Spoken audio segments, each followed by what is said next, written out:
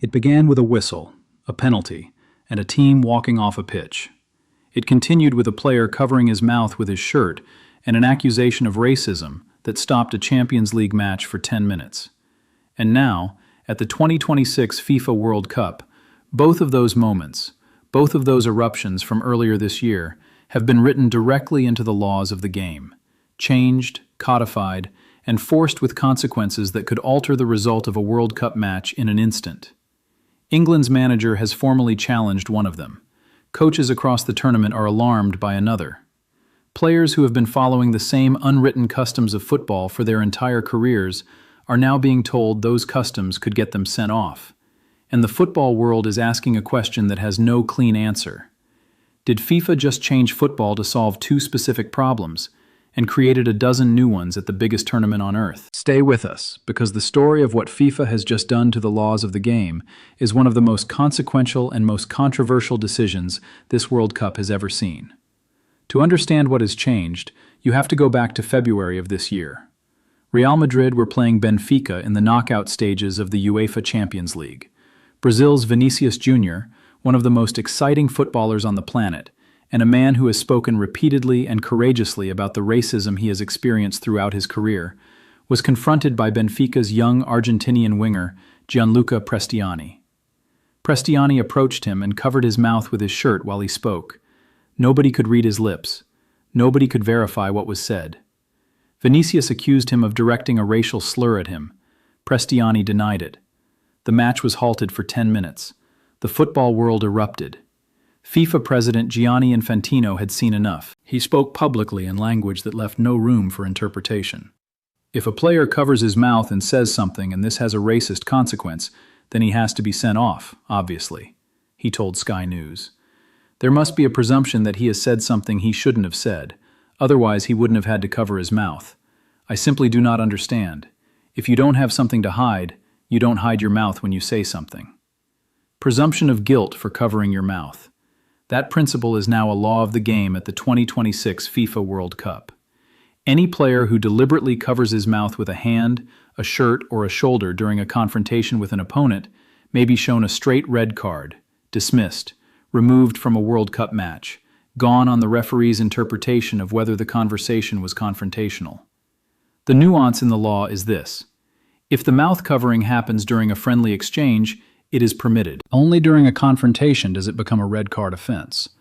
But the line between a friendly exchange and a confrontation on a World Cup pitch, when the stakes are the highest in football, when every referee decision is scrutinized by millions, when emotions run at their peak, that line is not always clear. And now it falls to a single referee in real time to make the call. If you're watching this and you want to follow every development of this World Cup, subscribe now and hit the bell, because the rules governing this tournament are unlike anything that has come before. The second explosive new law was triggered by an event in January, the Africa Cup of Nations final, Morocco against Senegal, played in Morocco before a passionate home crowd.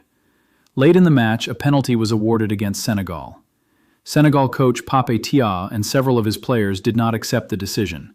They walked off the pitch. For nearly 15 minutes, one of African football's greatest occasions stood still. An international final halted by a team that refused to continue. The match eventually resumed. Senegal returned. Morocco won. But FIFA had witnessed something it never wanted to see again, a team holding a tournament hostage through collective protest. The response was swift and severe. Any player who deliberately leaves the field of play to protest a referee's decision will now receive a red card. The same applies to any team official who incites players to do so. And the most extreme sanction in the history of football's disciplinary code has been formally written into the regulations. If a team causes a match to be abandoned, they automatically forfeit it. A World Cup match could now be awarded as a 3-0 defeat to a team before the final whistle is ever blown. FIFA's head of refereeing, the former Italian referee Pierluigi Collina, said the goal of all the new rules is to keep games moving and reduce unnecessary delays. He said they were landmark changes that would improve both the player and fan experience. England's manager Thomas Tuchel said he was not happy. Tuchel, one of the most meticulous and detail-focused coaches in world football, has formally challenged FIFA over one of the other new regulations, a change that may seem less dramatic than red cards for mouth coverings, but which has provoked fury among the teams it affects most directly. For decades, when a World Cup team qualified from the group stage into the knockout rounds, they had one simple logistical right. They could choose a base camp, a single location in the host country, and remain there for the entire tournament. It was their home, their training ground. Their players' families could be housed nearby. Their routines and rhythms could be established and maintained across weeks of competition. FIFA has abolished that right for the 2026 World Cup. Every team that advances from the group stage must now move their base camp to the city where they will play their next knockout match. City by city, round by round, packing up, relocating, settling into a new environment, establishing new training facilities every time they win. For a team hoping to reach the final, that could mean 4 or 5 disruptive moves across 6 weeks of tournament football. England and Tuchel are, according to multiple reports, deeply unhappy with this decision. The Football Association has been in formal dialogue with FIFA about it. The German manager and his staff have been exploring whether establishing a central base in Kansas, which sits geographically at the heart of the United States and connects to all match venues in under 4 hours by air, could provide a workable compromise.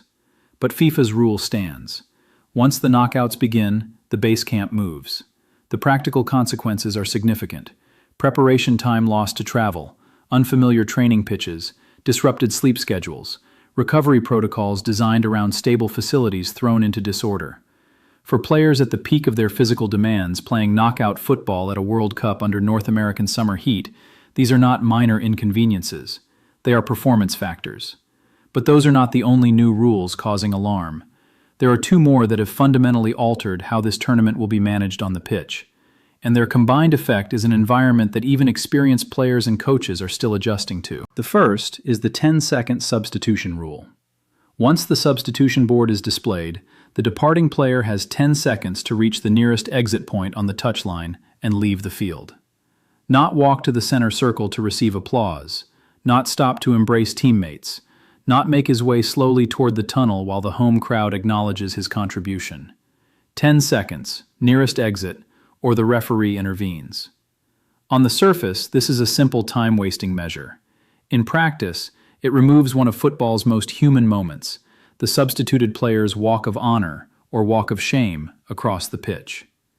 Players who have given everything they have for their country, who may be leaving the field for the last time at a World Cup, will now be redirected to the nearest sideline like passengers on a boarding announcement.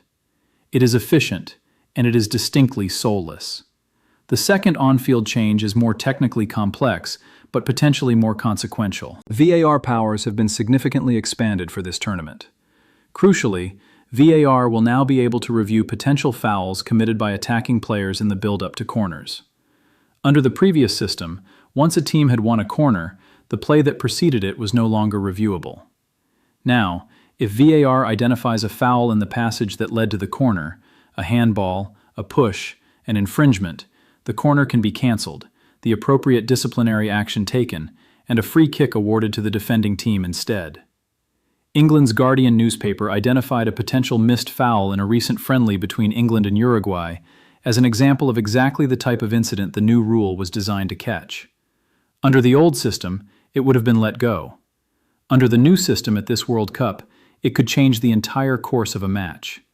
FIFPro, the International Players Union, responded to the full package of rule changes with characteristic directness. The Players' Organization has been one of the most vocal critics of FIFA's broader tournament decisions, from the expanded schedule to the heat concerns to the calendar congestion, and the new laws have done nothing to ease that tension. Representatives from FIFPro made clear that some of these changes were introduced without adequate consultation with those who play the game. La Liga, Spain's top professional division, had already criticized FIFA's broader direction of travel in terms the governing body did not enjoy. FIFA is showing complete disregard for the importance of national championships and the football community in general, the league's statement read. That was a response to the Club World Cup expansion. The new rules have added another layer to a friction that has been building between football's governing body and the clubs and leagues that operate the game day to day. What emerges from all of this, the mouth-covering law born from Vinicius, the walk-off law born from the AFCON final, the base camp change, the 10-second substitutions, and the expanded VAR, is a picture of a governing body that has reacted to specific incidents by rewriting the laws for everyone, and has done so at the biggest tournament on earth, with the least possible time for players, coaches, and officials to fully absorb what the changes mean. Football has always evolved. The offside rule has been refined. The back pass was banned. VAR itself was revolutionary and deeply contested when it arrived. Change is not inherently wrong. Some of these changes, particularly the anti-racism measures targeting mouth covering, carry a genuine moral purpose that deserves to be acknowledged. But the scale of what has changed and the speed with which it has been imposed on a tournament of 104 matches across 6 weeks has created a level of uncertainty that no previous World Cup has had to carry into its opening days. A referee in the 38th minute of a quarterfinal will have to decide in real time whether a player covering his mouth during what may or may not be a confrontation deserves a red card. A team official who raises his voice too passionately in protest at a refereeing decision will have to wonder if he has crossed the line into inciting a walk-off. A substituted player who spent 22 years dreaming of playing at a World Cup will have 10 seconds to find the exit. These are the laws of the 2026 FIFA World Cup, approved at a special IFAB meeting in Vancouver, overseen by Pierluigi Collina, championed by Gianni Infantino, applied from the 11th of June onward across every pitch, in every city, in all 3 host nations. Thomas Tuchel is not happy. FIFA Pro is not satisfied. La Liga has said its piece. The players in the dressing rooms are learning new rules on the job, and the 2026 World Cup is only just beginning.